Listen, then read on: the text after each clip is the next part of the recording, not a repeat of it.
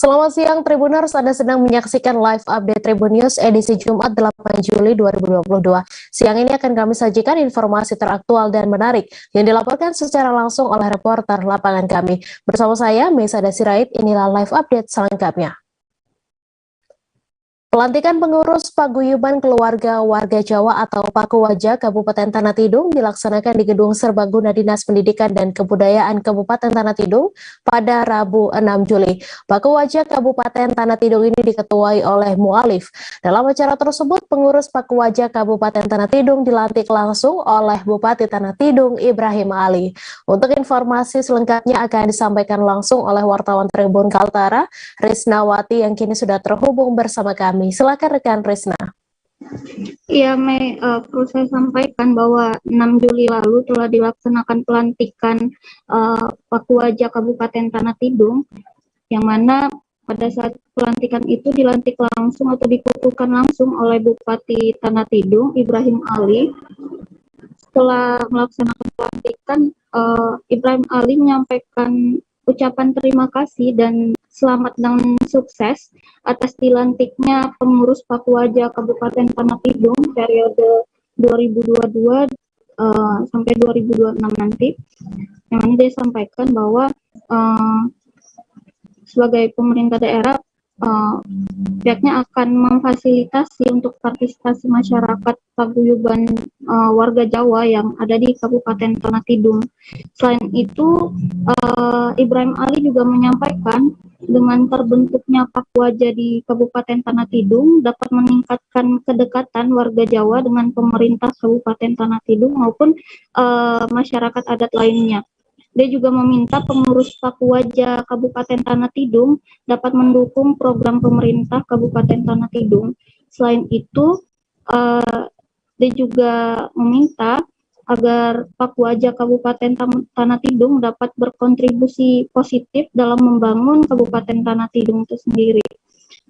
Sementara itu, dari Ketua Pakuwaja Kabupaten Tanah Tidung yaitu Mu'alif mengatakan pihaknya akan terus mendukung dan ikut mensukseskan program-program pembangunan daerah dan nasional sehingga program pemerintah ini dapat berjalan lancar sesuai yang direncanakan. Seperti itu, Mei. Baik, terima kasih Risna atas laporan Anda. Dan Tribuners, wartawan kami juga telah menghimpun wawancara dengan Bupati Tanah Tidung. Berikut tayangannya untuk Anda. Memfasilitasi partisipasi masyarakat paguyuban warga-warga Jawa yang Tanah Tidung untuk memberikan kontribusi untuk membangun Kabupaten Tanah Tidung. Itu harapan kita, teman-teman pengurus Pakuwaja keluarga warga Jawa yang ada di Kabupaten Tanah Tidung bisa mendukung program pemerintah, memberikan kontribusi yang positif untuk membangun Kabupaten Tanah Tidung. Berikan ruang untuk mereka berusaha saling PNS dan lain-lain. Dan tidak sedikit juga warga Jawa yang jadi PNS yang jadi pejabat di Dua tulang di bagian telapak tangan Karvin, warga asal Teginaneng, Pesawaran, Lampung mengalami patah. Luka dan patah tulang yang dialami Karvin diduga akibat dilempar batu oleh seorang pria yang diduga mengalami gangguan kejiwaan. Kejadian yang dialami Karvin terjadi saat dirinya melintas di Tugu Raden Intan Haji Menanatar, Lampung Selatan pada Rabu 6 Juli. Untuk informasi selengkapnya akan disampaikan langsung oleh wartawan Tribun Lampung, Joviter Husin yang kini sudah terhubung bersama kami. Silakan Joviter. Ya, baik Mei, bisa saya sampaikan untuk kejadian ini dialami korban yang merupakan warga Tegineneng pada hari Rabu kemarin sekitar pukul 10 pagi. Dimana saat itu korban hendak menuju dari rumahnya ke Universitas Lampung. Namun pada saat di Tugu Raden Intan, dia mendapatkan musibah di mana dilempar batu oleh seorang pria yang diduga mengalami gangguan kejiwaan. Menurut korban sendiri, dirinya dari jarak sekitar 10 meter sudah melihat pria tersebut menggenggam batu sembari menyeberang ke pinggir jalan. Begitu jarak sekitar 2-3 meter, pria tersebut langsung melemparkan batu ke arah korban. Korban yang refleks mengetahui hal itu langsung berupaya menangkis lemparan batu. Namun nahasnya tangan korban ternyata mengalami luka yang cukup berat. korban pun sempat memvideokan aksi orang gila tersebut untuk sebagai bukti. Setelah dilakukan ronsen, diketahui bahwa ada 2 tulang di telapak tangan mengalami keretakan. Sampai saat ini korban pun mengaku masih belum bisa beraktivitas dengan normal. Nah, melalui video yang ia rekam tersebut disebar di media sosial dengan harapan agar pengendara sepeda motor lainnya dapat berhati-hati ketika melintas di kawasan tersebut. Namun juga korban mengaku tidak melaporkan tindakan ini ke pihak kepolisian, hanya berharap agar pemerintah dapat melakukan tindakan agar tidak ada korban lainnya. Demikian, Mei. Baik, terima kasih Joviter Husin atas laporan Anda. Selamat bertugas kembali. 2 pelaku ruda paksa anak di Ambon ditahan penyidik Polresta Pulau Ambon dan Pulau Lese. Adapun kedua pelaku ruda paksa tersebut antara lain B yang merupakan ayah korban dan seorang berinisial OR. Mereka ditangkap pada waktu dan tempat yang berbeda. B yang merupakan ayah dari anak yang diruda paksa ditahan sehari setelah OR pada Sabtu 2 Juli. Untuk informasi selengkapnya akan disampaikan langsung oleh wartawan Tribun Ambon, Alvin Risanto yang kini sudah terhubung bersama kami. Silahkan rekan Alvin. Ya, baik, terima kasih rekan Mei. Jadi seorang ayah di Ambon ini tega meruda paksa anak kandungnya ini selama bertahun-tahun, yakni B yang berusia 39 tahun dengan tersangka dengan korban anaknya sendiri yakni A 11 tahun. Kasus ini sebenarnya kasus ini terbongkar ketika sang ayah ini melaporkan perbuatan dari pelaku lainnya merupakan kenalan dari anaknya ini ke Mapolresta Pulau Ambon bahwasanya anaknya ini tidak pulang sudah semenjak 5 hari ya rekan Mei. Dan setelah dilaporkan ternyata polisi langsung bergerak cepat menangkap OR yang kenalan anaknya ini di salah satu kawasan di Kota Ambon. Setelah melakukan penangkapan dan melakukan penyelidikan kepada korban maupun anaknya maupun tersangka, di mana diketahui korban sedikit merasa risih terkait pertanyaan-pertanyaan dari penyidik. Setelah ditanya lagi oleh pendamping, oleh penyidik juga, ternyata korban ini bukan pertama kali dilakukan ruda paksa oleh OR ini. Ternyata korban juga sudah pernah dilakukan hal yang sama oleh ayah kandungnya sendiri B, mulai umur 4 mulai kelas 4 SD sekitar umur 9 tahun, dan saat itu korban sudah mulai disetubuhi oleh ayahnya ini. Dan setelah mendapat informasi dari korban, polisi langsung kembali menangkap ayahnya berselang sehari penangkapan kenalan dari anaknya yang ditangkap lebih duluan yakni OR. Dan besoknya hari tanggal 2 maksud saya sudah ditangkap lagi ayahnya sendiri di rumahnya di kawasan Salahutu ya, di Kecamatan Salahutu.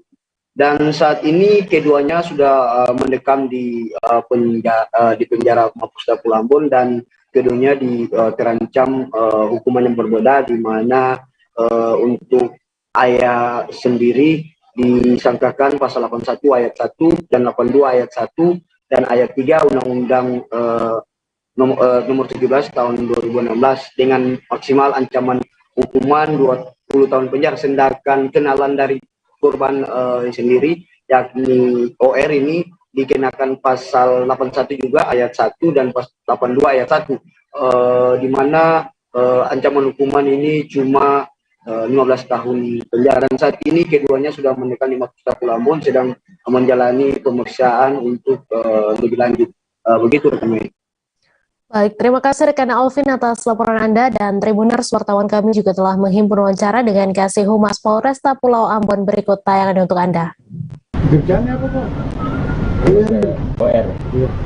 Dia supir. Supir angkot?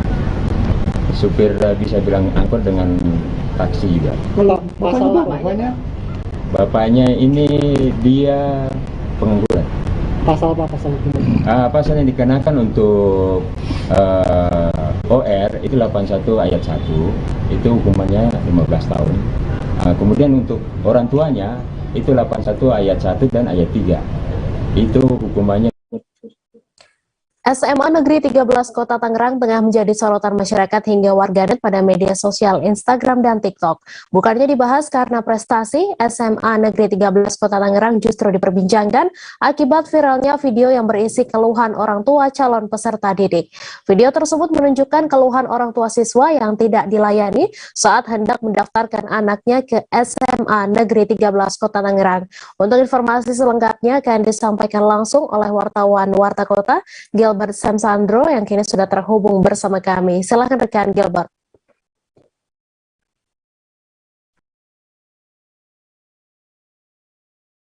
Baik nih,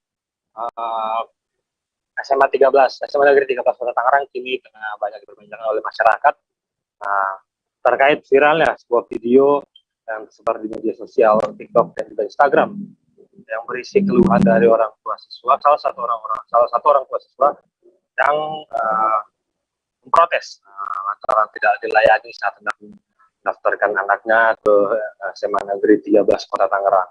Dan diketahui video tersebut diunggah oleh salah seorang ibu atau wanita yang memiliki akun sosial bernama Liza Patasik. Dalam narasi video tersebut, Liza mengeluhkan kepada pengurus dan panitia penerimaan peserta didik baru atau PPDB tahun ajaran 2022-2023 SMA Negeri 13 Kota Tangerang yang tidak ada saat masa pendaftaran PPDB masih berlangsung. Selain itu, Liza juga mengeluhkan bahwasanya ia tidak dilayani oleh pihak sekolah karena ingin menanyakan transparansi dari SMA Negeri 13 saat masa pendaftaran penerimaan peserta didik baru.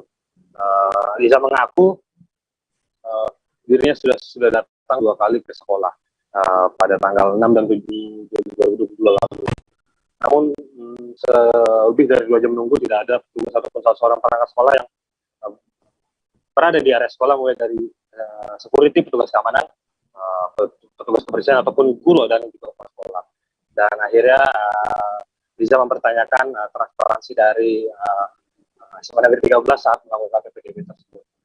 Menurutnya beberapa murid yang diterima seharusnya tidak layak dibandingkan anak yang didaftarkannya itu, karena memang Liza mengaku anak yang didaftarkannya itu belum telah mendapatkan nilai lebih tinggi, namun yang diterima lebih rendah.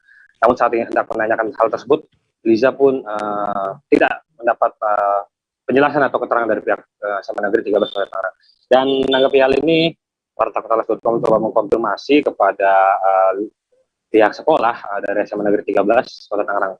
Namun saat ditemui, pihak sekolah mulanya tidak terlihat juga seperti yang disebut oleh Liza dalam video tersebut. Namun setelah 1 hingga 1,5 jam kemudian berhasil ditemui. Namun setelah berhasil ditemui, pihak sekolah tidak ingin atau enggan mengungkapkan penjelasan atau klarifikasi terkait video viral tersebut. Menurut salah seorang guru, pihak sekolah belum mendapat arahan dari atasan kantor, dari kepala sekolah ataupun kantor cabang Dinas Pendidikan Provinsi Banten untuk mengklarifikasi hal tersebut, sehingga pihak sekolah sehingga saat ini tidak menanggapi apapun dan tidak memberi statement apapun, karena memang kepala sekolah sendiri saat ini tidak berada di Indonesia, disebut oleh salah seorang guru yang juga enggan menyebutkan namanya. Salah satunya serupa tak sama Ari, salah seorang siswa orang tua calon peserta didik juga mengalami hal serupa yang dialami oleh Liza. Ari mengatakan kedatangannya ke SMA Negeri 13 kemarin pagi itu untuk mencabut berkas anak yang tidak diterima di SMA Negeri 13 Kota Tangerang untuk mendaftarkannya ke sekolah lain. Namun demikian, ketika setibanya di sekolah, ia sulit untuk menemukan petugas sekolah ataupun perangkat sekolah yang masuk untuk bertugas karena memang tidak terlihat. Ia harus menunggu lebih dari 30 menit atau setengah jam lamanya untuk menemui salah satu guru untuk meminta tujuannya kedatangannya itu mencabut berkas dari anak tersebut. Namun kemudian setelah itu Ari juga masih mendapatkan pelayanan yang lama untuk mencabut berkas, dan ia juga mengharapkan bahwasanya pihak sekolah seharusnya bersiap tersedia di sekolah beberapa pun jumlahnya untuk melayani orang tua siswa atau calon orang tua peserta didik yang memiliki atau keluhan atau kesulitan selama masa pendaftaran peserta didik baru 2022-2023 berlangsung. Demikian nih, Bapak sampaikan. Baik, terima kasih Gilbert atas laporan Anda, dan Tribuners wartawan kami juga telah menghimpun wawancara dengan orang tua siswa. Berikut tayangannya untuk Anda. Terus bagaimana Pak kondisi di sini Pak? Ya begini, mau nyari siapa nih yang mau ditemuin. Emang pihak guru dan kepala sekolah nggak ada Pak atau gimana? Kurang tahu juga. Udah coba keliling belum Pak? Lihat situasi, ada perangkap. Kurang tahu juga. Ini Bapak mau cabut berkas dari Mau ngambil berkas PPDB? Yang nggak terima kan? Nggak terima PPDB. Ambil. Mau dari sekolah yang lain lagi. Tanggapannya bagaimana Pak dengan pelayanan sekolah seperti ini Pak? Mungkin. Ya karena baru sekali ya ya belum. Tapi ini kan dari Kamis Pak. Sedangkan Senin udah pada masuk ke anak-anak. Kalau Bapak nggak cabut berkas sekarang, anak Bapak sekolah kapan gitu kan? Sisa tinggal besok Jumat. Ya nggak tahu, tapi mudah-mudahan ada. Ya mungkin harusnya ada. Ini jam berapa nih Pak? Entah dulu. Jam 10-an ya? Belum ada yang kelihatan Tapi ada sih ada. Tapi nggak tahu. Berangkat sekolah ya? Udah sempat nanya belum Pak? Belum. Oh. Belum ada. Bapak sendiri ini kemarin. Jemaah Haji Indonesia pada Jumat hari ini melaksanakan ibadah wukuf di Arafah. Sebagaimana diketahui, wukuf menjadi inti dari ibadah haji. Setelah waktu duhur hingga maghrib, jemaah Haji Indonesia akan melupakan urusan duniawi, kemudian mereka akan berdiam diri di Arafah sambil berzikir dan berdoa. Untuk informasi selengkapnya akan disampaikan langsung oleh wartawan tribunnews.com, Aji Bramastra, yang kini sudah terhubung bersama kami. Silahkan rekan Aji.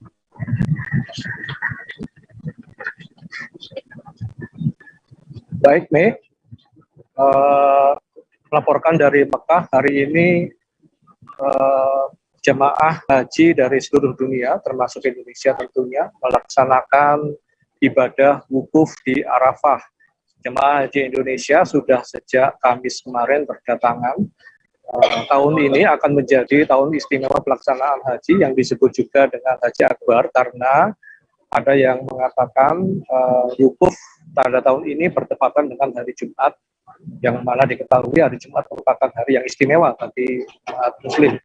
Sementara data dari Kementerian Agama, saya mendapatkan catatan bahwa per hari ini Jumat waktu Arab Saudi pukul 8.45 yang dibadalkan di haji atau wukuf ini ada total 51 jemaah haji. Adapun rinciannya adalah 29 orang dibadalkan karena wafat, kemudian sakit di Klinik Kesehatan Haji Indonesia, sakit berat sehingga tidak bisa mengikuti wukuf ada 10 jemaah. Kemudian yang dibadalkan karena sakit berat di Rumah Sakit Arab Saudi ada 12 orang. Adapun untuk pelaksanaan wukuf ada juga yang harus mengikuti safari wukuf. Safari wukuf adalah di mana ketika seorang jemaah melakukan wukuf dalam kendaraan atau ambulans. Jumlahnya ada total 136 orang, dengan rincian safari wukuf baring 31 orang, safari wukuf duduk 104 orang, dan safari wukuf di Rumah Sakit Arab Saudi yang dilakukan oleh Rumah Sakit Arab Saudi ada 1 orang jemaah. Informasi lainnya setelah pada hari Jumat ini, setelah ini pada duhur jemaah haji Indonesia akan melakukan wukuf sampai maghrib. Nanti khutbah wukuf pada duhur akan disampaikan oleh Ketua PBNU Haji Muhammad Mukri. Lewat khutbah wukuf, informasi yang saya terima akan mengambil tema Haji Akbar dan moderasi beragama dari tanah yang mulia.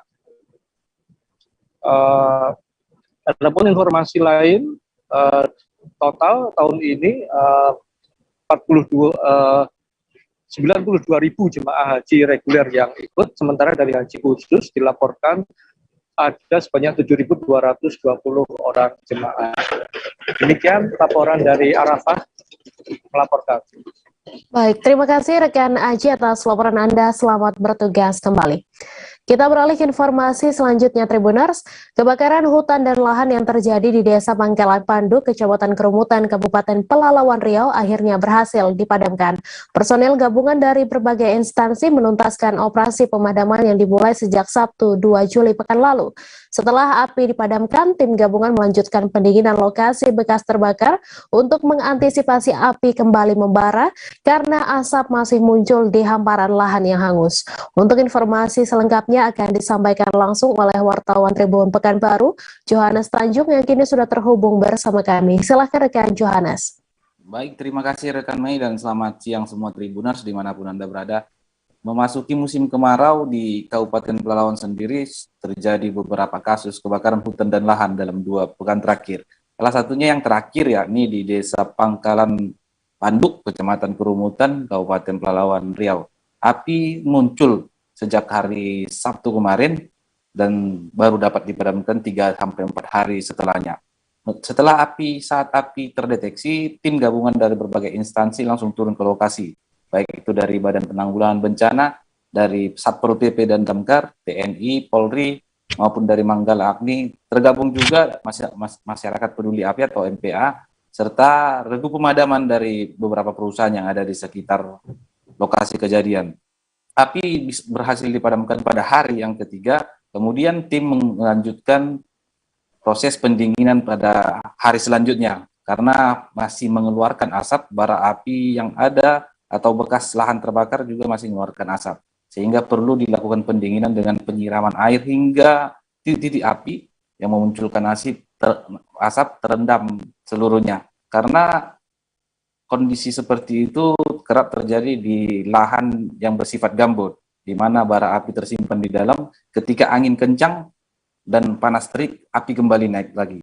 Namun setelah proses pemadaman terus dilakukan, alhasil semuanya bisa terpadamkan. Api maupun asap sudah hilang dan semua tim kembali ditarik ke posko masing-masing. Berdasarkan konfirmasi kami, Tribuners, kepada pihak-pihak terkait bahwasanya lahan yang terbakar mencapai 20 hektar, yang diantaranya itu kebun sawit masyarakat, kebun karet, dan juga lahan kosong. Selain itu, informasi yang pada Anda, Tribuners, sebelum kebakaran atau karhutla di Pangkalan Panduk, karhutla juga terjadi di areal Taman Nasional Tesonilo, yang masuk dalam wilayah administrasi Desa Kembang Bunga, Kecamatan Ukui, Kabupaten Pelalawan Riau. Api membakar lahan bekas garapan masyarakat yang diduga bekas garapan masyarakat yang ingin membuka kebun sawit. Bahkan lahan yang terbakar diperkirakan mencapai 50 hektar. Namun karena sebagian besar areal Taman Nasional Tesonilo merupakan tanah mineral, api bisa dipadamkan lebih cepat, bahkan dibantu juga dengan 1 unit helikopter untuk melakukan waterbombing. Namun dalam 2 hari terakhir, Tribuners, tidak ada terpantau titik api maupun titik panas, hotspot ataupun fire spot di Kabupaten Pelalawan, dan masih berpeluang terjadinya hujan sampai saat ini. Demikian laporan saya, Johannes Tanjung, wartawan tribunpekanbaru.com yang bertugas di Kabupaten Pelalawan. Kembali ke rekan Mei yang di studio. Terima kasih Johannes Tanjung atas laporan Anda. Selamat bertugas kembali. Banjir terjadi di Desa Pongko, Kecamatan Walendrang Utara, Kabupaten Luwu, Sulawesi Selatan pada Kamis 7 Juli. Banjir disebabkan meluapnya air Sungai Salutubu di desa tersebut. Banjir ini merendam puluhan rumah penduduk dan air juga meluap ke badan jalan Trans Sulawesi. Untuk informasi selengkapnya akan disampaikan langsung oleh wartawan Tribun Timur, Halik Mawardi, yang kini sudah terhubung bersama kami. Silahkan rekan Halik. Ya, Mei. Jadi pada Kamis sore kemarin terjadi banjir yang cukup besar di Desa Pongko, Kecamatan Walendrang Utara, Kabupaten Luwu, Provinsi Sulawesi Selatan. Penyebab utama banjir adalah meluapnya air Sungai Salutubu, diperparah dengan jebolnya salah satu tanggul di desa tersebut. Akibatnya puluhan atau sekitar 40 rumah penduduk terendam air setinggi 1 meter, bahkan air meluap hingga ke badan jalan Trans Sulawesi.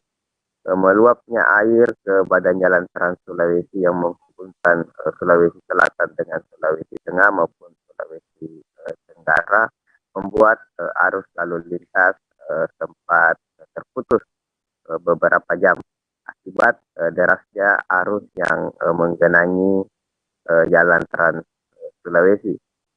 Jalan baru dapat dilalui setelah air surut sekitar 3 jam setelah banjir melanda. Warga setempat mengatakan bahwa banjir di Desa Pongko merupakan yang kesekian kalinya, namun sampai saat ini belum ada perhatian yang serius dari pemerintah.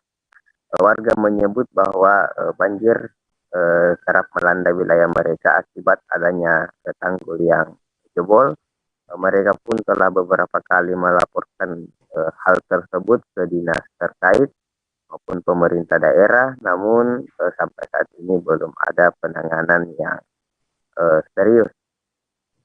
BPBD Luwu sendiri mencatat bahwa kejadian ini merendam 40 rumah penduduk di 3 dusun. Adapun korban jiwa akibat kejadian ini menurut BPBD tidak ada, namun warga mengalami kerugian hingga puluhan juta rupiah akibat perabotan rumah tangga yang rusak maupun terendam banjir atau basah. Demikian, Mei. Baik, terima kasih rekan Halik atas laporan Anda. Selamat bertugas kembali. Puluhan nelayan di Desa Nangahelai, Kecamatan Talibura, Kabupaten Sika, Nusa Tenggara Timur tidak melaut akibat cuaca buruk.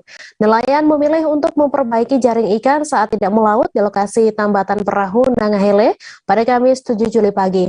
Mereka hanya melaut di sekitar perairan Kabupaten Sika dengan kapal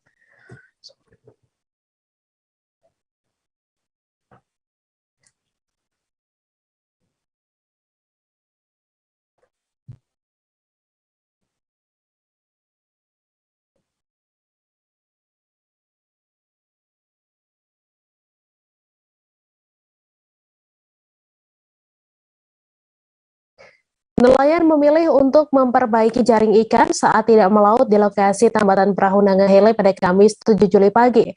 Mereka hanya melaut di sekitar perairan Kabupaten Sika dengan kapal berukuran di bawah 10 gross ton. Untuk informasi selengkapnya akan disampaikan langsung oleh wartawan Tribun Flores, Arnold Welianto, yang kini sudah terhubung bersama kami. Silahkan rekan Arnold.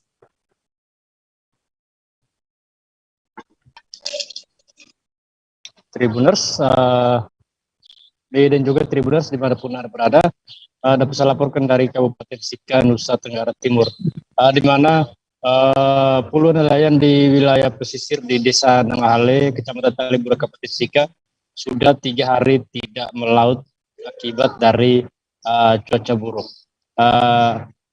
Akibatnya puluhan nelayan ini memilih untuk membersihkan kapal atau perahu mereka yang berlabuh di lokasi tambatan perahu Nangahelai. Dan Mei dan juga Tribuners, memang kondisi ini sudah berlangsung 3 hari dan nelayan di pesisir wilayah Nangahelai sudah mulai merasakan dampaknya karena mata pencaharian mereka merupakan nelayan, sehingga mereka berharap kepada pemerintah untuk bisa membantu bantuan untuk mereka bisa bertahan hidup dalam beberapa hari ke depan. Dan selain itu, Tribuners, imbas dari nelayan tidak melaut, suasana di lokasi tambatan perahu sepi dan juga tidak ada aktivitas jual beli ikan di lokasi tambatan perahu. Dan juga para penjual ikan sendiri juga merasakan dampaknya. Mereka terpaksa harus membeli ikan dari luar kabupaten, di mana dengan harga yang sangat tinggi. Biasanya mereka membeli dengan satu box dengan 300.000, kini mereka membeli dengan harga 700.000 rupiah. Demikian, Mei. Baik, terima kasih rekan Arnold atas laporan Anda. Selamat bertugas kembali. Kepolisian Resor Kutai Timur membekuk seorang pria berinisial SLH dengan dugaan percobaan pencurian atau pembobolan salah satu bank di wilayah hukumnya. SLH diringkus kepolisian kurang dari 24 jam seusai dilaporkan telah melakukan aksinya di Kecamatan Sangatta Utara, Kabupaten Kutim. SLH melakukan percobaan pencurian dilandasi motif untuk mendapatkan uang guna memenuhi kebutuhan sehari-hari. Untuk informasi selengkapnya akan disampaikan langsung oleh wartawan Tribun Kaltim, Syifaul Mirfako yang kini sudah terhubung bersama kami. Silakan rekan Syifa. Baik, rekan melaporkan bahwa telah terjadi percobaan pencurian atau pembobolan pada salah satu bangunan bank swasta yang ada di Jalan Yosudarso 2, Kecamatan Sangatta Utara, Kabupaten Kutai Timur, Provinsi Kalimantan Timur. Kasat Reskrim Polres Kutim itu Imade Jatan Wiranegara menjelaskan bahwa SLH melakukan percobaan pencurian atau pembobolan di kantor Bank Muamalat dilandasi motif untuk mendapatkan uang guna memenuhi kebutuhan sehari-hari. Modus operandi yang digunakan oleh pelaku adalah dengan memecahkan kaca box pada bagian belakang bangunan bank, kemudian pelaku menjebol dinding tempat penyimpanan berangkas dengan sebuah obeng. Mulanya SLH berniat melakukan tindakan kejahatan untuk mencuri uang tunai di dalam bank, namun harus pulang usai aksinya tanpa mendapatkan sepeser pun. Adanya laporan kronologi bermula dari adanya laporan pihak bank swasta yang mendapati adanya kerusakan dan pembobolan oleh orang yang tak dikenal. Beruntungnya tidak ada kerugian lain selain kerusakan yang terjadi pada bangunan bank tersebut. Merespon laporan itu, tim Macan dan tim identifikasi Satreskrim Polres Kutim langsung melakukan olah tempat kejadian perkara. Dari hasil olah TKP, tim berhasil mendapatkan petunjuk siapa pelaku percobaan pencurian yang melakukan pembobolan bangunan bank tersebut melalui CCTV. Kemudian pada Senin, pada tanggal 4 bulan Juli 2022 kemarin, sekitar pukul 14.20 WITA, kurang dari 24 jam, tim telah berhasil mengamankan terduga pelaku di salah satu bangunan yang ada di jalan yang sama dengan TKP. Dari tangan pelaku didapati berbagai barang bukti, termasuk luka di salah satu tangan pelaku yang kemudian menjadi tanda untuk menangkap si pelaku. Nah, atas perbuatannya ini SLH disangkakan pasal 363 KUH pidana dengan ancaman hukuman maksimal 7 tahun penjara. Demikian rekan Mei. Baik, terima kasih rekan Syifa atas laporan Anda. Selamat bertugas kembali. Penjualan hewan kurban di hari menjelang Idul Adha tahun 2022 di wilayah Kecamatan Talang Ubi, Kabupaten Pali, Provinsi Sumatera Selatan terbilang masih sepi pembeli. Meski telah dilakukan vaksin dan dilakukan penyemprotan disinfektan guna menghindari virus PMK, namun penjualan hewan kurban jenis kambing dan sapi menurun 50% dari tahun sebelumnya. Untuk informasi selengkapnya akan disampaikan langsung oleh wartawan Sriwijaya Post, Regen yang kini sudah terhubung bersama kami. Silahkan Regen. Baik, terima kasih rekan Mei. Tribuners, dapat kami sampaikan bahwa jelang H-2 Idul Adha tahun 2022 ini, penjualan hewan kurban di wilayah Kabupaten Pernakala Batang Provinsi Sumatera Selatan ini terbilang menurun drastis, di mana pada H-2 ini biasanya pedagang bisa sapi terjual itu bisa 25 dan kambing bisa 50 ekor. Namun pada tahun 2022 ini itu menurun drastis, di mana sapi hanya terjual 4 ekor dan kambing hanya baru 30 ekor. Dan itu berbagaikan hasil survei dari 4 pedagang yang ada di Kecamatan Talang Ubi.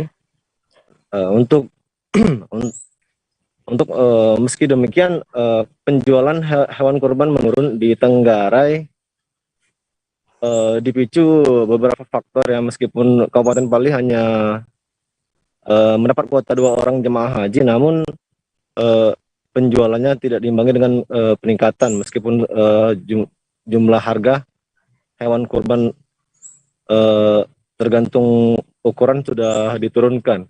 Nah, untuk mencegah antisipasi PMK ini, Polres Pali dan Dinas Peternakan terus melakukan vaksin dan penyemprotan disinfektan di beberapa lokasi, baik pedagang maupun peternak.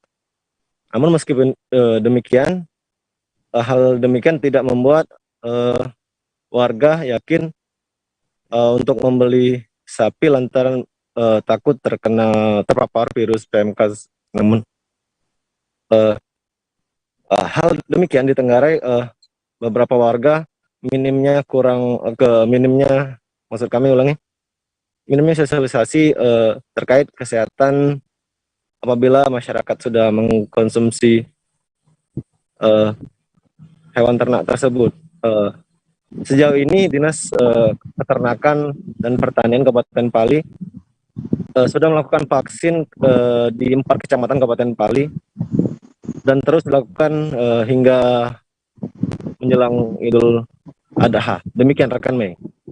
Baik, terima kasih rekan Regen atas laporan Anda, dan Tribuners, wartawan kami juga telah berwawancara dengan pedagang hewan ternak. Berikut tayangannya untuk Anda. Kira-kira Pak, jelang Idul Adha Pak? Kalau kambing ya sejauh ini masih baru 4 ekor, itu pun langsung pesanan dari pihak Pertamina kan, jadi kita ambil dari Lampung, kita tidak tandu lagi, kita langsung bawa ke tempat. Itu kambing atau sapi 4 itu Pak? Itu sapi. Sapi. Kalau kambing sejauh ini 30 ekor baru terjual. Itu seluruhnya sudah divaksin Pak ya, tapi ya? Ya, sudah divaksin itu. Pak, 30 ekor itu perbandingan kira-kira dengan tahun kemarin penjualannya apakah meningkat atau gimana? 50% turunnya. Dari tahun kemarin? Karena kemarin kita kan hari ini yang terjual di tanggal 3 hari menjelang ini 80-an. 80 bahkan bisa lebih. Tahun ini sekarang? Baru 30 ini, 30 ekor yang terjual. Oh gitu. Kemungkinan ya karena kuota haji sudah dibuka kan. Kalau tahun kemarin kan orang kan belum bisa naik haji. Jadi cenderung ke korban dulu dia. Faktor utama atau apa maraknya virus PMK ini atau ini faktornya Pak? Ya, menurunnya penjualan hewan korban? Kemungkinan dari virus itu ada, tapi yang mana itu karena sekarang kan ada 4 lapak di Bali. Kalau kemarin kan cuma kita dewean atau kita ini. Pak, sejauh ini apakah sudah hewan ternak kita sudah ada terkena virus PMK Pak? Belum ada ini. Tapi sudah divaksin Pak ya? Sudah divaksin. Jadi memang kena virus memang tidak ada. Pak, siapa nama kita Pak? Ipan Selamat. Pak Ipan Selamat Pak ya. Oke Pak.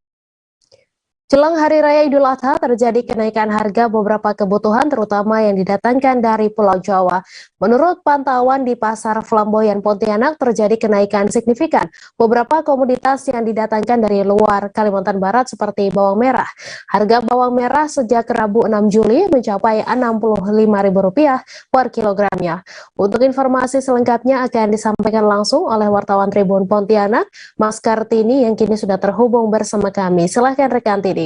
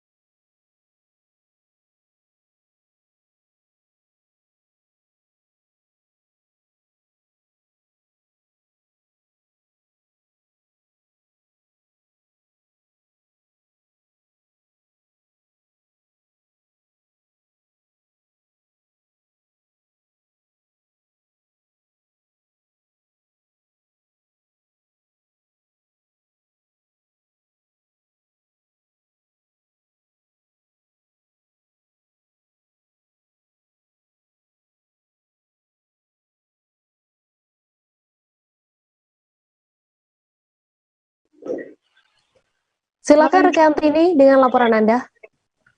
Halo, ya selamat siang rekan Mei. Menjelang Hari Raya Idul Adha terjadi kenaikan harga beberapa kebutuhan terutama yang didatangkan dari Pulau Jawa. Di pasar pantauan Tribun Pontianak.co.id di Pasar Flamboyan terjadi kenaikan signifikan beberapa komoditas yang didatangkan dari luar Kalbar seperti bawang merah. Harga bawang merah sejak Rabu 6 Mei 2022 mencapai 65.000 per kilogramnya. Kenaikan diikuti komoditas lain seperti kol dan beberapa komoditas lainnya.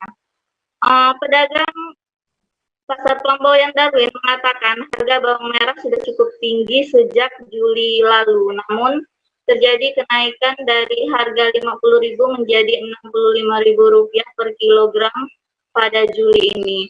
Sementara harga bawang putih terus mengalami penurunan dibandingkan bulan Ramadan dari harga Rp22.000 menjadi Rp18.000 per kilogramnya. Pada Juni 2022, harga bawang merah mengalami kenaikan dari harga yang biasanya cuma Rp35.000 per kilogramnya menjadi Rp50.000. Dan terjadi kenaikan lagi di bulan Juli menjadi Rp65.000. Namun untuk kualitas bawang merah diakui oleh pedagang dan pembeli masih cukup bagus.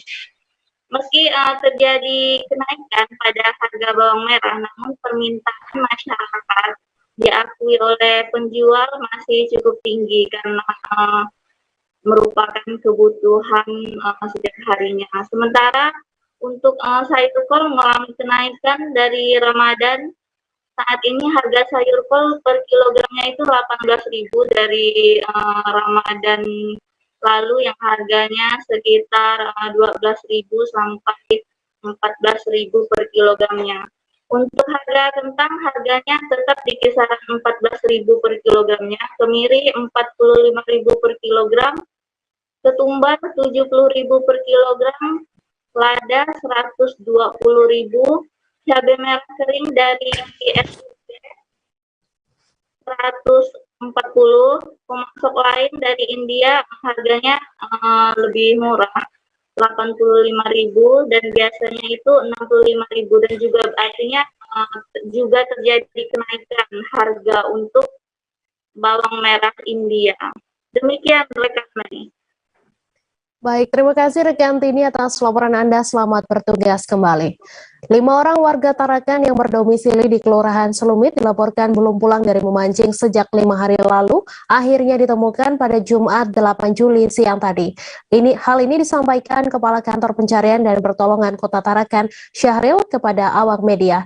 Untuk informasi selengkapnya akan disampaikan langsung oleh wartawan Tribun Kaltara, Andi Pausiah, yang kini sudah terhubung bersama kami. Silakan rekan Andi.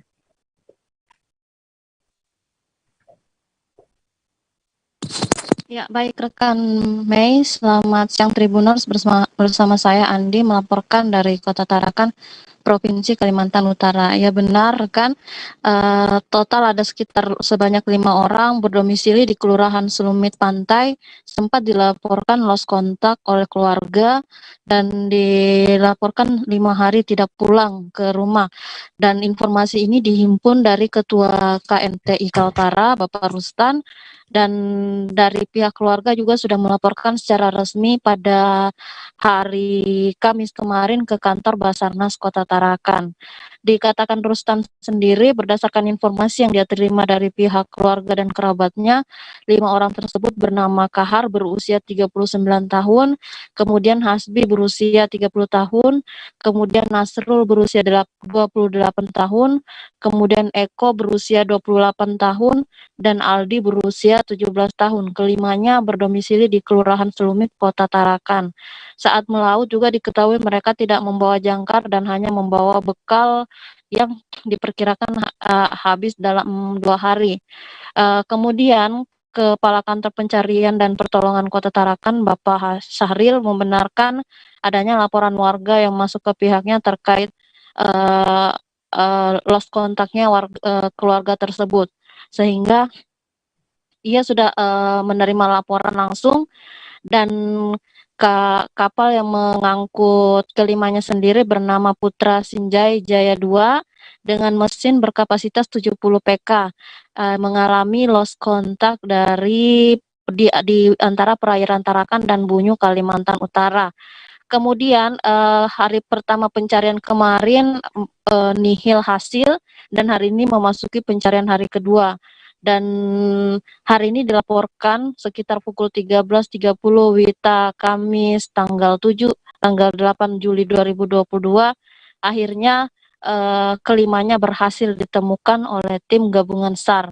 Dan dikatakan Bapak Syahril sendiri, kelimanya ditemukan sekitar pukul 12.15 WITA siang tadi dalam kondisi sehat dan selamat. Dan 5 korban ini ditemukan sekitar 36,1 nautical mile dari lokasi dari LKP korban dinyatakan hilang. Selanjutnya kelimanya diserahkan kepada keluarga. Dan memang pihaknya juga selain mengerahkan tim SAR dari kantor pencarian dan pertolongan Kota Tarakan juga dibantu oleh Polairut, kemudian dari Bakamla dan juga dari masyarakat serta nelayan setempat. Pihaknya juga mengerahkan unit JIMAX dan 1 unit RIP dan peralatan medis, peralatan komunikasi serta aqua air dan echo sounder. Demikian rekan Mei. Baik, terima kasih rekan Andi Pausiah atas laporan Anda. Selamat bertugas kembali. Kita beralih ke informasi selanjutnya, Tribuners. Kekesalan hingga penyesalan dialami 2 saudara ini selesai diamankan tim Panter Satuan Reserse Kriminal Polres Bangka Selatan pada Rabu 6 Juli. Keduanya diamankan tim patroli Polres Pangkal Pinang pada Selasa 5 Juli saat melakukan perjalanan dari Bangka Selatan menuju ke Pangkal Pinang dengan membawa barang hasil curian. Kemudian kedua orang tersebut diamankan ke Mako Polres Pangkal Pinang guna dilakukan pemeriksaan dan penyelidikan lebih lanjut. Untuk informasi selengkapnya akan disampaikan langsung oleh wartawan Bangka Pos, Adi Saputra, yang kini sudah terhubung bersama kami. Silakan rekan Adi.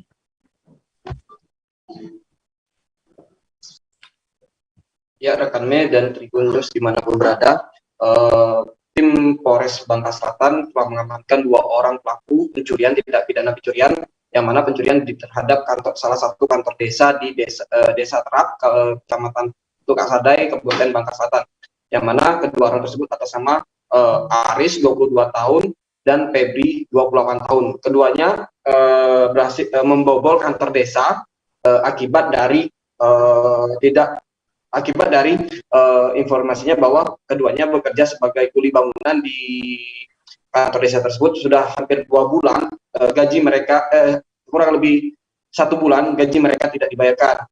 Gaji yang mereka harus terima itu adalah sebesar 8 juta rupiah, akan tetapi gajinya baru dibayarkan sebesar 6 juta. Hampir 1 bulan terakhir mereka berdua menanyakan terkait gaji tersebut, namun dari pemegang proyek tersebut tidak ada jawaban, sehingga mereka nekat untuk mencuri barang-barang elektronik yang ada di kantor desa tersebut.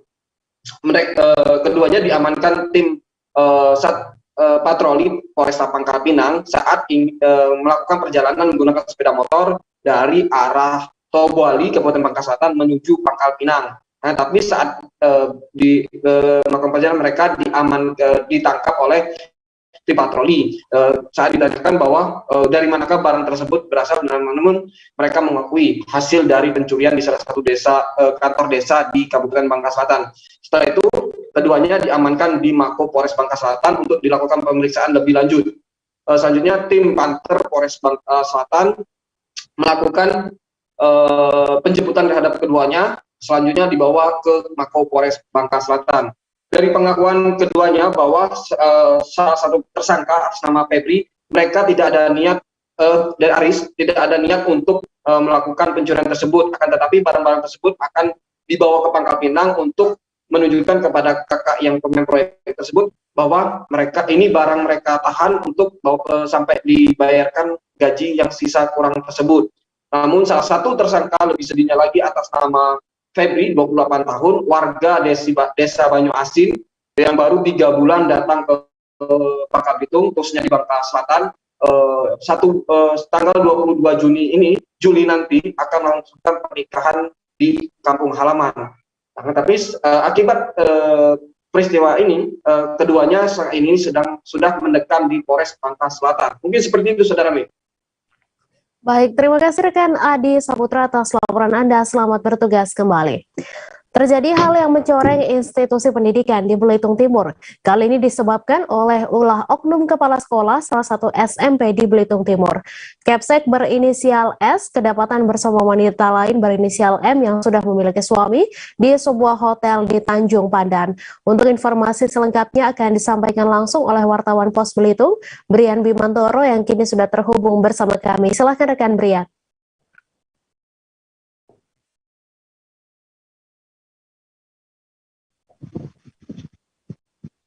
Baik, selamat siang Mei, sahabat Tribuners dan sahabat Pos Belitung dimanapun Anda berada. Bisa saya laporkan seorang oknum kepala sekolah di Belitung Timur berinisial S berusia 58 tahun kedapatan ngamar bersama istri orang berinisial M di sebuah hotel di Tanjung Pandan, Belitung pada Selasa 5 Juli 2022 yang lalu. Kapolsek Tanjung Pandan, Kompol Dedi Nuari mengatakan, kejadian itu terungkap saat anak selingkuhan Kepsek S membuntuti mereka saat ingin pergi ke hotel. Lalu saat itu juga anak tersebut memanggil ayahnya dan terjadi cekcok di depan hotel. Lalu mereka bersepakat untuk mendatangi kantor polisi. Saat tiba di kantor polisi, mereka dimediasi antara Kepsek S dengan suami selingkuhannya. Namun sayang, hingga 1 kali 24 jam Kepsek S diamankan di Polsek, selingkuhannya tidak bersedia diintegrasi. Akhirnya kasus perselingkuhan ini dinyatakan damai setelah dimediasi di Polsek Tanjung Pandan. Meski di aspek hukum berdamai, Mei, tapi dari segi tindakan disiplin ASN, oknum Kepsek S tidak bisa lepas dari sanksi pendisiplinan. Kepala Dinas Pendidikan Belitung Timur, Sarjano, mengatakan saat ini Kepsek S sudah dicopot dari jabatannya. Dalam waktu dekat, pihaknya juga akan membentuk tim investigasi yang terdiri dari BKPSDM, Inspektorat, dan tim hukum untuk menentukan sanksi pelanggaran kode etik dan disiplin ASN. Hasil diskusi itu nanti akan dibawa ke Bupati untuk diputuskan sanksinya. Sarjono mengatakan sanksi terberat yaitu pemecatan tidak hormat dari status ASN karena ini adalah merupakan kasus perselingkuhan atau perzinahan yang ada peraturannya di dalam undang-undang. Kemudian Sarjono mengimbau Mei agar seluruh ASN utamanya guru harus menjadikan ini pelajaran supaya tidak ada kejadian serupa di Belitung Timur. Guru selainnya harus dijadikan tauladan yang mana harus diguguh dan juga ditiru. Dari Manggar, Belitung Timur, Pos Belitung, Brian Bimantoro melaporkan. Kembali ke studio, Mei. Terima kasih Brian Bimantoro atas laporan Anda. Selamat bertugas kembali. Hujan deras pada Kamis 7 Juli malam menyebabkan 20 rumah di Kampung Ulu, Kelurahan Tanjung, Kecamatan Muntok, Bangka Barat terendam air. Hujan yang turun tak sampai 1 jam ini merendam puluhan rumah yang berada tak jauh dari aliran Sungai Ulu. Ketinggian air mencapai pinggang orang dewasa sehingga merendam barang rumah tangga milik warga setempat. Untuk informasi selengkapnya akan disampaikan langsung oleh wartawan Bangga Pos, Yuranda yang kini sudah terhubung bersama kami. Silakan rekan Yuranda.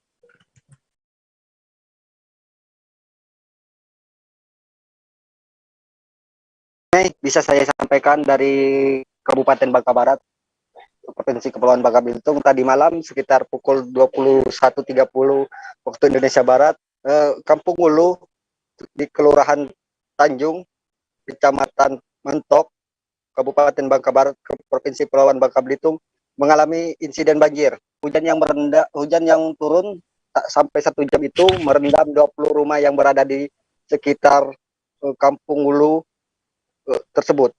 Warga di sana berbondong-bondong mengangkut barangnya ke tempat lebih tinggi guna mengantisipasi barang-barangnya rusak karena terendam banjir. Masyarakat di sana, khususnya permukiman penduduk di sana, seringkali kawasan tersebut mengalami insiden yang sama. Mereka meminta pada pihak pemerintah agar menindaklanjuti kondisi tersebut. Lantaran sungai yang ada di Sungai Ulu yang berada di kelurahan mereka mengalami pendangkalan, sehingga mereka minta agar tak ada lagi dan mereka minta tak ada lagi insiden serupa. RT setempat mengatakan sering terjadi banjir akibat hujan tinggi dikarenakan hujan tinggi. Pemerintah sendiri belum ada menanggapi hal ini, namun pihak BPBD telah mengevakuasi barang-barang masyarakat di sana untuk dipindahkan ke tempat yang lebih tinggi. Tadi pagi BPBD sendiri sudah membersihkan bekas sisa-sisa pasca banjir yang terjadi di sana. Mereka sendiri bersama Satpol PP dan Basarnas untuk melakukan mengkoordinasi kepada OPD terkait untuk merehabilitasi sungai yang berada di sana. Begitu, Mei, yang bisa saya sampaikan. Baik, terima kasih rekan Yuranda atas laporan Anda, dan Tribuners, wartawan kami juga telah menghimpun wawancara dengan warga kampung. Berikut tayangannya untuk Anda. Yulia Stuti. Bu, kalau boleh tahu sejak kapan ini air mulai menggenang rumah warga? Yang tadi tidak tahu saya jam berapa waktu hujan lebat tadi itu. Hujan lebat. Tapi yang paling besar ada 153 tadi. Berapa rumah, Pak? Bu, sekitar sini, Bu? Wah, saya tidak tahu soalnya RT yang paling tahu. Dari sana dekat mungkin Tapi Haris. hampir keseluruhan RT sini terendam ya? Enggak. Enggak, kalau yang paling parah di sinilah sekitar dari rumah Haris sampai ke sini. Iya. Bu, barang-barangnya sudah diangkat? Sebagian. Ini bakal mau berkemas untuk mengangkat barang itu? Iya, iya. Nanti koper udah baju. nanti barang itu akan diisi di mana, Bu? Tempat yang agak tinggi. tinggi. Oh iya. Setiap hujan lebat selalu banjir, Bu, di sini? Enggak juga. Enggak juga. Ini diduga penyebab apa? Karena apa, Bu? Katanya tanggul mana yang Bu bobol. Bobol. Mungkin orang gali-gali itu. Ada faktor pengaruh pasang surut air laut mungkin? Iya. Iya juga. Bu, harapannya Bu untuk pemerintah Oh, Ibu Ina. warga sini, Bu. Warga sini. Malam ini sejak kapan air mulai Jam masuk? 10 lah, jam 10. Jam 10. Tadi sebelumnya hujan lebat. Hujan lebat. Setelah hujan air langsung naik. Kampung Hulu ini sering dilanda banjir? Sering sekali. Ada berapa rumah? Kira-kira. Ada berapa rumah? Kalau rumah tuh dari mana ya? RT Ibu aja. Yang kena banjir apa yang apa? Yang kena banjir? 20-an lah. 20-an rumah. Sampai ke sini. Tiap kali hujan lebat pasti banjir. Kali hujan lebat. Harapannya mungkin untuk pemerintah kita seperti untuk menanggulangi banjir lah nomor 1. untuk supaya masyarakat di sini bisa tidur nyenyak mungkin untuk aman sentosa. Aman sentosa. Selalu.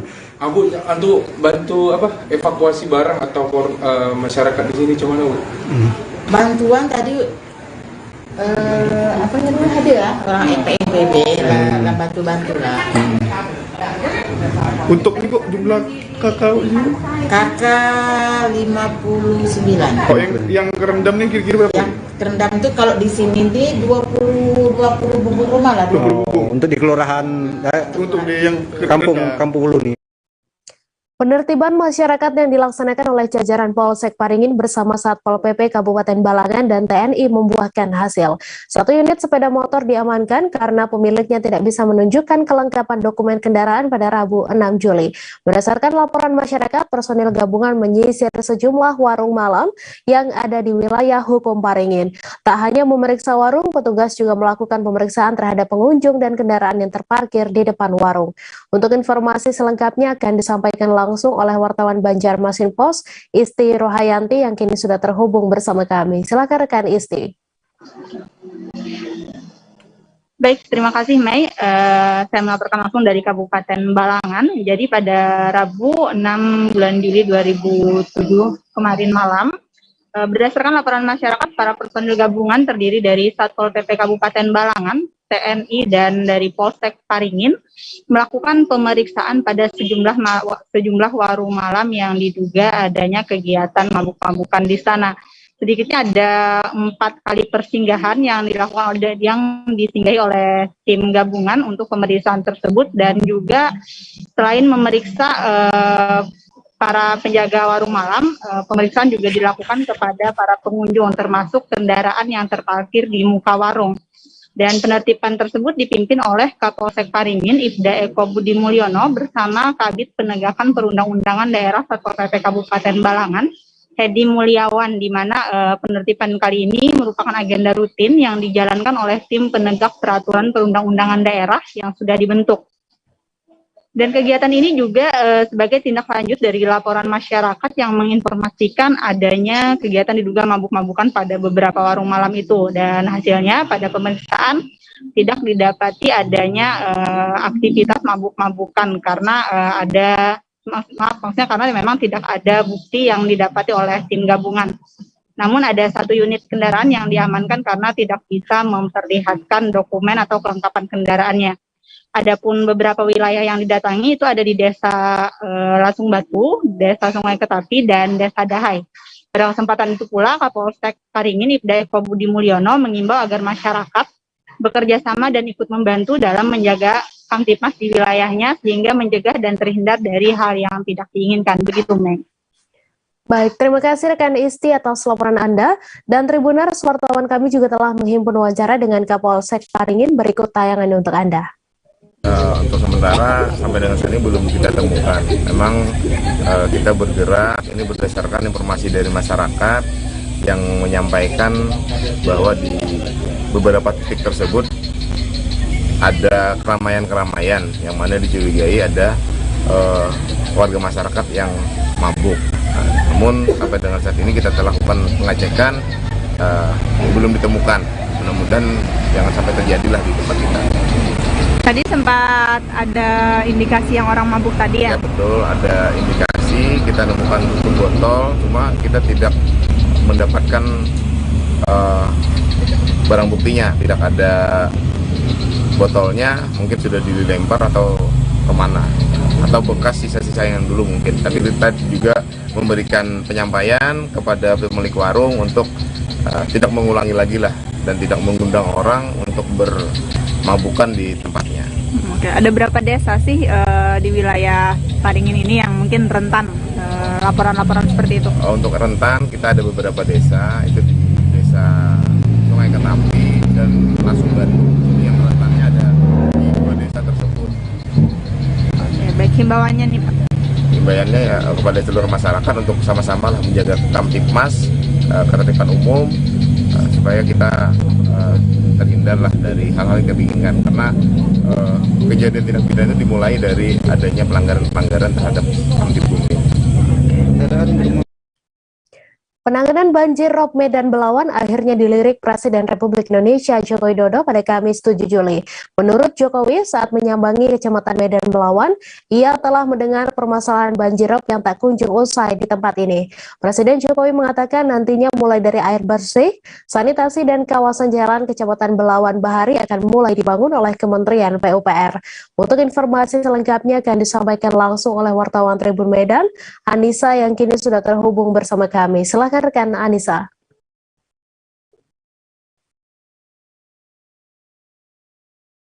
Oke, selamat siang Mei dan Tribuners. Saat ini memang Presiden Joko Widodo kemarin sempat hadir di Kecamatan Medan Belawan, Kota Medan, di mana di sana Presiden Joko Widodo menyaksikan langsung terkait tempat banjir rob yang ada di Kecamatan Medan Belawan ini. Nah, memang diakui Presiden Joko Widodo bahwa ia telah mendengar adanya kabar banjir rob yang tidak kunjung usai di kecamatan tersebut, sehingga ia bersama Menteri PUPR datang ke Kota Medan untuk melihat tempat yang kerap terjadi banjir rob tersebut. Nah, di dalam wawancara tersebut kemarin juga Presiden Joko Widodo menjanjikan akan membantu Kota Medan untuk pembangunan tanggul yang ada di Kecamatan Medan Belawan. Namun untuk saat ini banjir rob pembangunan tanggul tersebut masih dalam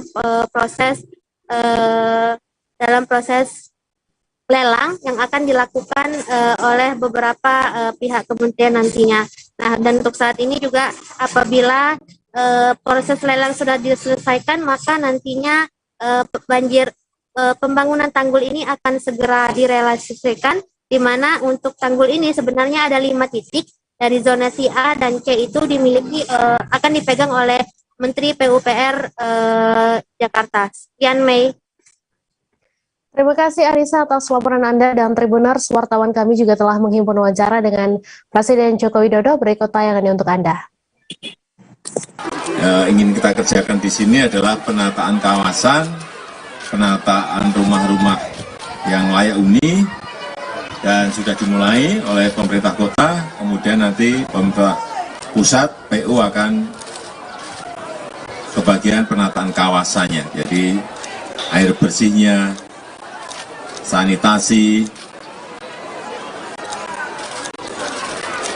jalan kampungnya, semuanya akan ditata biar lebih sehat, baik, dan kita harapkan kemiskinan ekstrim yang ada di sini juga bisa terentaskan. Ya, saya rasa itu.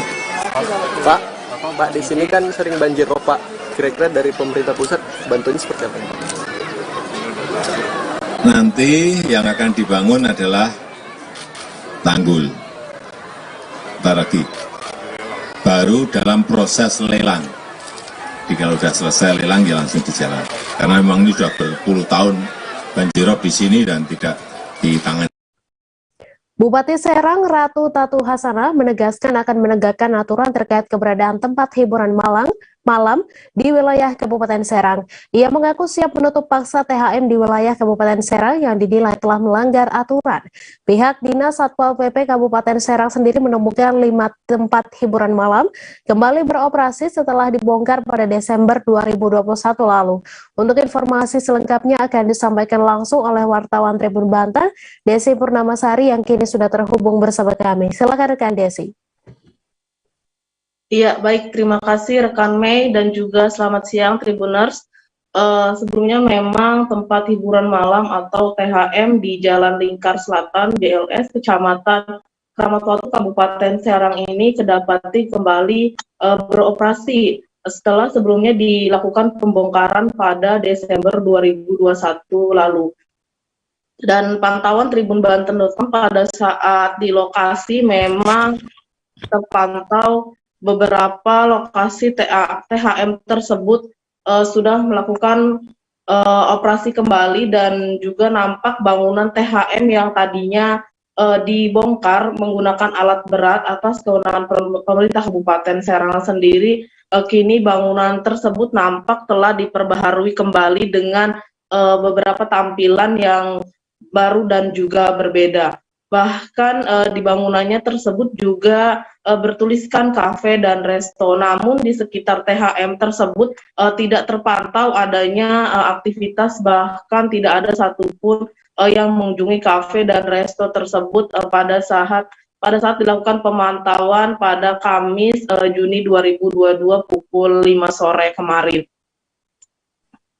Menurut kesaksian warga sekitar bahwa memang aktivitas THM tersebut mulai kembali beroperasi pada malam minggu kemarin ini dan baru beroperasi kembali. Dan warga sekitar juga mengaku bahwa setelah adanya THM tersebut beroperasi kembali, maka mulai dari malam hari hingga dini hari sekitar lokasi JLS tersebut memang selalu ramai. Dan hal ini juga memang dikatakan langsung oleh Satpol PP, Kepala Dinas Satpol PP Kabupaten Serang, Ajat Sudrajat, mengatakan bahwa memang untuk di wilayah JLS semuanya ada 5 THM yang memang terpantau mulai beroperasi kembali. Hal itu mulai diketahuinya berdasarkan laporan dari hasil kegiatan patroli yang memang dilakukan oleh pihaknya pada Sabtu malam minggu kemarin ini. Ia juga menuturkan bahwa memang dari total 7 THM yang sebelumnya telah dilakukan pembongkaran pada Desember 2021 lalu, ini 4 yang mulai beroperasi kembali dan 1 yang tidak dilakukan pembongkaran tapi memang beroperasi kembali. Selain itu, ia juga mengatakan bahwa THM yang beroperasi kembali ini antara lain yakni Star Queen, New Roger, yang sekarang telah berganti nama menjadi Zodiac, New Star, Alexa, dan Angel. Dan ini pun memang ada perubahan dari beberapa THM tersebut dan juga mereka mengalihkan namanya. Namun memang pada perizinannya sendiri THM tersebut memang perizinannya merupakan perizinan pembangunan resto. Namun pada saat membuka resto tersebut malah menyalahgunakan perizinannya, yakni dengan membuka live musik dan juga karaoke yang ada di situ. Selain itu, pihaknya juga mengungkapkan bahwa pasca penertiban THM yang berada di wilayah Serang Barat tersebut, pihaknya juga konsentrasi melakukan penertiban di THM wilayah Serang Timur belum lama ini, yakni ada 6 THM yang telah ditertibkan, yaitu 3 di Kecamatan Ciruas, 1 Keragilan, 1 Kibin, dan juga 1 THM di Kecamatan Cikande. Sementara itu, Bupati Serang Ratu Tatu Hasanah mengetahui hal ini, pihaknya mengatakan bahwa tidak akan segan-segan untuk melakukan pembongkaran tempat hiburan malam tersebut karena memang telah beroperasi kembali. Pihaknya menuturkan bahwa memang THM yang sudah dibongkar dan dibangun kembali ini dengan izin yang masih menyalahi aturan karena memang izin yang dibangun tersebut yakni izin resto. Bahkan Tatu juga menyebutkan bahwa ada izin yang membohongi pihak pemerintah daerah karena memang mengaku beralih membuka usaha salon, namun memang pada nyatanya masih tetap melakukan aktivitas THM tersebut. Maka dalam hal ini pihaknya pun menuturkan bahwa tidak ada lagi peringatan bagi pendiri THM tersebut dan pihak juga tidak akan segan-segan untuk melakukan pembongkaran kembali bila THM ini masih terus berjalan dan juga masih membandel. Begitu, Mei. Baik, terima kasih rekan Desi atas laporan Anda. Selamat bertugas kembali. Harga kebutuhan pokok di Pasar Pulau Mas Tebing Tinggi naik menjelang Hari Raya Idul Adha 1443 Hijriah. Terpantau untuk harga kebutuhan dapur yang mengalami kenaikan, yakni bawang merah yang menyentuh harga Rp65.000 per kilogramnya. Untuk informasi selengkapnya akan disampaikan langsung oleh wartawan Tribun Sumsel, Sahri Ramadan yang kini sudah terhubung bersama kami. Silakan rekan Sahri.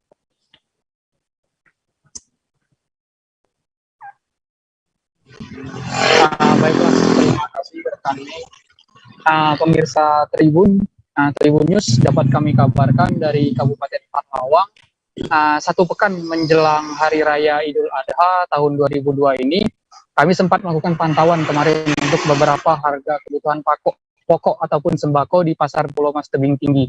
Nah, dari hasil pantauan kami, ada salah satu barang yang dikatakan oleh pedagang naikannya cukup tinggi, yakni sekitar Rp15.000, di mana jika sebelumnya bawang merah itu harganya Rp50.000 atau Rp45.000, kemarin dari hasil pantauan kami harganya Rp65.000. Nah, terus selain bawang merah, juga ada beberapa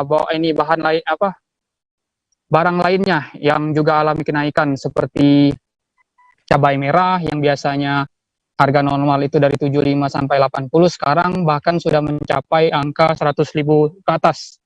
Tapi masih ada juga jenis beberapa cabai lainnya yang masih terpantau harganya 90.000, tergantung dengan kualitas cabai itu sendiri. Kemudian untuk bahan-bahan lainnya seperti tepung terigu, tepung sagu itu juga alami kenaikan sekitar 2.000 hingga Rp1.000. Nah, memang dari wawancara kami dengan beberapa pedagang dikatakan biasanya memang saat mendekati hari raya baik itu Idul Fitri ataupun Idul Adha, biasanya harga-harga barang tersebut cenderung naik, pemirsa. Seperti mentega itu yang biasanya Rp20.000, sekarang sudah Rp25.000 per kilogram. Nah, untuk cabai, selain cabai merah, itu cabai keriting ataupun cabai rawit hijau itu juga alami kenaikan. Terakhir dari pantauan kami harganya itu sekitar Rp75.000 hingga Rp80.000.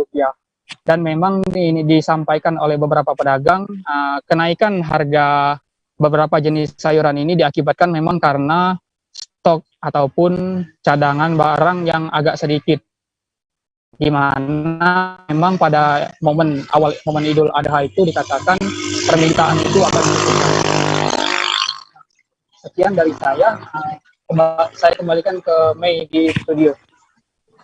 Terima kasih rekan Sahri atas laporan Anda, dan Tribuners, wartawan kami juga telah menghimpun wawancara dengan pedagang. Berikut tayangannya untuk Anda. Kak, dengan siapa kita namanya, Kak? Dengan Mehmet. Dengan Mehmet.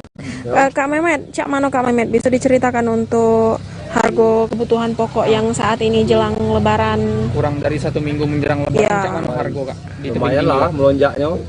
Apa Kak yang naik, Kak?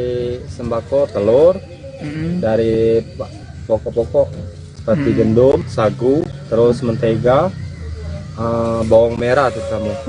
Kalau telur itu biasanya berapa itu sebelumnya? Sebelumnya itu untuk pasaran pengecer itu sekitar 50.000-an. Tidak tahu kalau untuk minggu ini katanya ada kabar-kabar telur itu naik lagi. Berapa sekarang, Kak? Sekarang berapa telur, Kak? Tidak tahu sebab barang baru belum masuk. Kalau sekarang kita jual? Masih 50 satu karpet. Oh ya, berarti kita masih 50 ya, masih Selain telur apa tadi, standar. Kak, yang naik, Kak? Bawang merah Bawang merah. itu udah lebih dari 60-an sekarang. Lebih dari 60. Berapa tuh? Tadinya? Tadinya masih sekitar 50 ribuan. Sekitar 50 ribu. Sekarang? Sudah 65 bahkan sampai 70 ribu. Bawang merah. Itu bawang. Itu baru masuk. Iya ya. Kalau apa? Bawang putih naik enggak? Bawang putih sudah mulai naik dia. Sudah mulai naik juga. 20 ribuan. Seorang kru kapal motor Sumatera Jaya 88 berhasil ditemukan setelah sempat dinyatakan hilang. Korban bernama Nandar Suryadi, warga Penyalai Kabupaten Pelalawan, ditemukan dengan kondisi sudah tidak bernyawa. Evakuasi korban dilakukan oleh petugas gabungan di kawasan hutan bakau Pantai Gading, Kecamatan Kundur pada Kamis 8 Juli. Untuk informasi selengkapnya akan disampaikan langsung oleh wartawan Tribun Batam, Yeni Hartati, yang kini sudah terhubung bersama kami. Silakan rekan Yeni. Baik, terima kasih rekan Mei dan selamat siang Tribuners. Seorang kru kapal motor KM Sumatera Jaya 88 telah berhasil ditemukan yang sempat dinyatakan hilang. Korban bernama Nandar Suryadi, 22 tahun, yang merupakan warga Penyalai Kabupaten Pelalawan, berhasil ditemukan dengan kondisi yang sudah tidak bernyawa. Evakuasi korban dilakukan oleh tim gabungan dari Pol Airut Polres Karimun, Lanal Karimun, tim SAR, dan dibantu oleh nelayan setempat. Korban ditemukan di kawasan hutan bakau yang berada di Pantai Gading, Desa Lubuk, Kecamatan Kundur, pada Kamis 8 Juli 2022. Nah, sebelumnya korban dinyatakan hilang setelah menambatkan tali di sebuah pelabuhan yang ada di Kecamatan Kundur pada Senin lalu. Namun korban diduga terjatuh dan terbawa arus. Nah, dari pihak petugas gabungan melakukan evakuasi sempat terkendala akibat dari cuaca yang kurang mendukung atau saat itu hujan dan disertai gelombang yang tinggi. Nah, saat ini korban sudah dievakuasi dan sebelumnya sudah dibawa ke RSUD Tanjung Batu untuk dilakukan visum dan diserahkan kepada pihak keluarga. Sekian rekan Mei dan selamat siang. Terima kasih rekan Yeni atas laporan Anda, dan Tribuners, wartawan kami juga telah menghimpun wawancara dengan Kasat Pol Airut Polres Karimun. Berikut tayangannya untuk Anda. Baik, pada hari Senin tanggal 4 Juli 2022 sekitar jam 20.30 WIB, satu orang ABK kapal Sumatera Jaya 88 yang akan sedang sandar, persiapan sandar di dermaga Sarikotama Tanjung Batu Kundur, terjatuh atas nama Nandar Suryadi, 22 tahun. Kemudian pada malam itu kita lakukan pencarian dan sekitar 2 hari baru ditemukan. Demikian. Saat ditemukan kondisinya seperti apa? Baik, pada saat ditemukan kondisi korban sudah meninggal dunia. Kami coba evakuasi ke darat bersama dengan rekan-rekan Basarnas, Lanal, Polair, Polres Karimun, dan BKU Polda, serta masyarakat setempat. Oh, saat kejadian itu cuaca seperti apa sih? Pada hari Senin tanggal 4 Juli 2022 sekitar jam 20.30 memang cuaca di seputaran Tanjung Batu Kundur perairan itu lumayan kuat. Jadi ABK kapal korban pada saat akan mengikat tali ke dermaga terjatuh lalu hilang, diseret oleh air. Demikian. Sapi bernama Bimo berumur 2 tahun 11 bulan terpilih sebagai sapi kurban Presiden Jokowi di Bengkulu. Sapi ini memiliki bobot nyaris 1 ton atau sekitar 850 kg dan dibeli dengan harga 64 juta rupiah. Sapi Bimo adalah milik Sidik Budiono, warga Desa Tebat, Kubu Bengkulu Selatan, Provinsi Bengkulu. Untuk informasi selengkapnya akan disampaikan langsung oleh wartawan Tribun Bengkulu, Ahmad Sendi, yang kini sudah terhubung bersama kami. Silakan rekan Ahmad. Terima kasih rekan Mei yang ada di studio. Oke, Tribuner, selamat siang. Saya akan menyampaikan memang benar Bapak Presiden Jokowi membeli hewan kurban dari Kabupaten Bengkulu Selatan, Provinsi Bengkulu, tepatnya di Desa Tebat Kubu. Nah, Bimo ini memang dirawat oleh Bapak Sidik Budiono dari memang kecil. Bimo yang diberi nama, hewan kurban yang diberi Bapak Jokowi yang diberi nama Bimo ini merupakan hasil silangan lemosin dengan sapi Bali, Tribuners. Jadi Bimo dihargai senilai 600 maksud kami 64 juta rupiah. Bimo sekarang masih memiliki berat badan dengan bobot 850 kg. Namun beberapa hari yang lalu kita lakukan wawancara kepada pemilik ternak ini. Dia menginginkan Bimo ini saat dilakukan pemotongan korban nanti berada di angka 1 ton, Tribuners.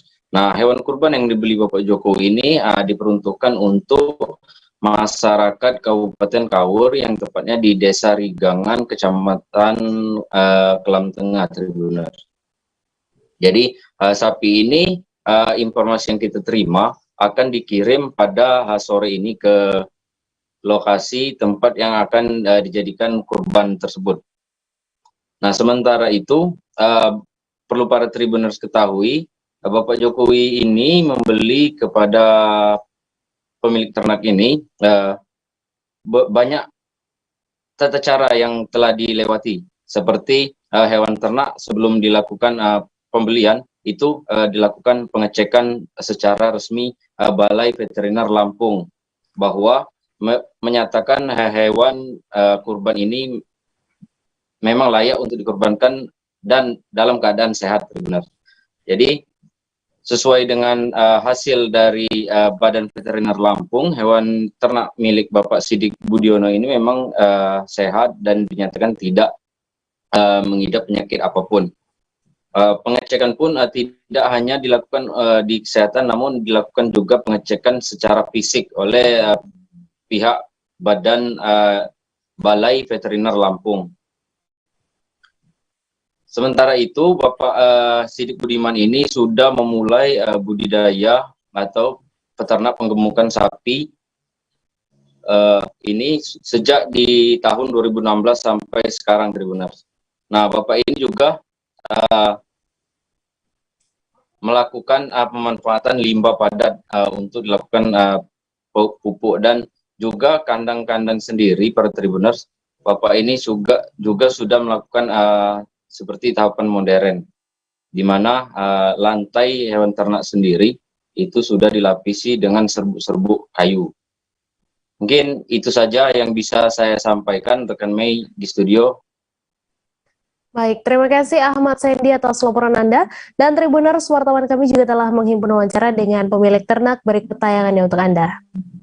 Kemarin Dinas Peternakan membagikan postingan bahwa tahun ini ada Presiden mengalokasikan untuk calon korban. Kita ikut, kemudian melalui tahapan-tahapan pemeriksaan kesehatan, kemudian pemeriksaan fisik, performan dari eksteriornya. Alhamdulillah si Bimo ini terpilih. Oh, Bimo ya Pak namanya. Oh, Bimo namanya. Ini sudah berapa lama Pak kita rawat Pak Bimo ini? Ini dari anakan, hasil perkawinan kita, sudah umurnya nih 2 tahun 10 bulan. 2 tahun 10 bulan. Kalau saat sekarang ini sudah mendekati 3 tahun tapi kurang. Kurang ya Pak. Oke Pak, untuk beratnya sendiri Pak, berapa sekarang Pak? Terakhir kita timbang kemarin 850. 850. Ini rencananya untuk sapi kurban diperuntukkan daerah mana Pak nantinya Pak? Ini rencananya mau dipotong di Kabupaten Kaur, tepatnya di Desa Rigangan. Terdapat korban luka ringan akibat insiden kebakaran ruang sidang gedung A FKIP UNS Solo. Dekan FKIP UNS Solo Mardiana menuturkan luka yang dialami korban akibat pecahan kaca. Mardiana tidak menyebut secara rinci jumlah dan identitas korban tersebut, namun ia memastikan korban saat ini sudah mendapat perawatan di fasilitas kesehatan. Untuk informasi selengkapnya akan disampaikan langsung oleh wartawan Tribun Solo, Adi Surya yang kini sudah terhubung bersama kami. Silakan rekan Adi.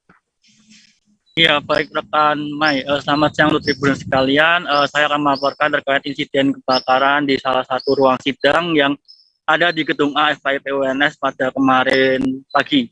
Dan seperti yang dijelaskan Rektor UNS Jamal Wiwoho kemarin, insiden kebakaran ini terjadi sekira pukul 8 pagi dan itu pertama kali diketahui oleh Dekan FKIP UNS, yakni Bapak Mardiana, yang pada saat itu ingin mengecek persiapan sidang PPG yang akan dilaksanakan secara daring di lokasi tersebut. Dan pada saat memasuki ruangan, Mardiana sendiri langsung mendapati ada ular asap di salah satu ruang di lantai 1. Dan setelah mengecek kemudian diketahui bahwa ada api yang kemudian merambat dan Mardiana pun langsung berteriak meminta tolong. Dan Damkar pun kemudian dan dari pihak kampus kemudian melaporkan ke Damkar dan petugas pemadam kebakaran langsung tiba dan menurunkan setidaknya ada 6 mobil pemadam kebakaran baik dari Damkar Surakarta maupun Damkar Karanganyar. Dan untuk dugaan sementara dari pihak kepolisian dan Kapolsek Jebres Kompol Suharmono mengatakan bahwa dugaan sementara ini akibat konsleting listrik. Sementara untuk korban jiwa tidak ada, hanya korban luka ringan yang kemarin sempat dibawa ke medical center, kemudian akhirnya harus dibawa ke rumah sakit. Demikian yang bisa saya sampaikan terkait insiden kebakaran di salah satu ruangan di gedung A FKIP UNS. Terima kasih Adi Surya atas laporan Anda, selamat bertugas kembali. Pemadam kebakaran Kabupaten Bogor mengevakuasi bocah tercebur ke sumur sedalam 15 meter di Kampung Pajaleran Gunung RT 3 RW 7 Kelurahan Sukahati Cibinong Bogor. Insiden bocah tercebur ke sumur itu terjadi pada pukul 5.30 waktu Indonesia Barat pada Kamis 7 Juli. Dalam kejadian tersebut, Damkar Kabupaten Bogor menerima laporan dari salah seorang warga. Untuk informasi selengkapnya akan disampaikan langsung oleh wartawan Tribun Bogor, Reynaldi yang kini sudah terhubung bersama kami. Silakan rekan Rey. Ya baik Mei, selamat siang rekan Tribuners. Jadi kejadian tersebut terjadi tepatnya pada hari Kamis tanggal 7 Juli 2022 kemarin. Jadi petugas pemadam kebakaran dari Kabupaten Bogor itu mengevakuasi bocah yang tercebur ke dalam sumur sedalam 15 meter di Kampung Pajarengan Gunung di RT 3 RW 7 di Kelurahan Sukahati, Kecamatan Cibinong, Kabupaten Bogor, Jawa Barat. Jadi menurut dari warga tersebut, di dalam kejadian tersebut salah satu warga desa Sukahati melaporkan kejadian tersebut kepada pemadam kebakaran tepatnya pada pukul 6 waktu Indonesia bagian barat. Jadi saat itu memang bocah tersebut sedang menyalakan lampu yang berada di dapur untuk mengambil wudhu untuk melaksanakan sholat subuh, tetapi bocah tersebut menaiki berpijak kepada sumur dan akhirnya terpeleset. Dan saat itu pun petugas pemadam kebakaran langsung datang untuk mengevakuasi bocah tersebut. Karena memang jalannya evakuasi tersebut cukup membahayakan, petugas pemadam kebakaran pun memberitahukan kepada pihak aparat setempat, yaitu kepolisian dan RT dan RW setempat. Lalu jalannya evakuasi ini juga berjalan cukup lama, sekitar 40 menit. Anak tersebut baru bisa dievakuasi atau diangkat. Jadi saat berjalannya evakuasi ini sendiri, bocah tersebut memang menurut Damkar Kabupaten Bogor sempat panik karena memang di dalam sumur sedalam 15 meter itu keadaannya cukup gelap dan juga bocah tersebut berteriak ingin ke sekolah. Jadi saking paniknya anak tersebut berteriak minta tolong kepada petugas pemadam kebakaran yang berada di atas sumur untuk segera mengangkatnya dan ingin pergi ke sekolah. Tetapi saat itu memang sedang berlibur sekolah. Jadi diketahui bocah ini juga merupakan bukan warga dari Kecamatan Cibinong atau Desa Sukahati, yaitu melainkan warga dari Sukabumi yang sedang berlibur bersama ibunya di teman ibunya tersebut. Jadi untuk dalam evakuasi ini bocah tersebut berhasil dievakuasi selama 40 menit, diangkat dan dalam keadaan selamat. Seperti itu, Mei. Baik, terima kasih Reynaldi atas laporan Anda. Selamat bertugas kembali. Informasi tadi sekaligus menutup perjumpaan kita dalam live update hari ini. Jangan lupa saksikan informasi terbaru lainnya di kanal YouTube Tribun Network. Saya Mesa Desirait beserta kru yang bertugas pamit. Terima kasih dan sampai jumpa.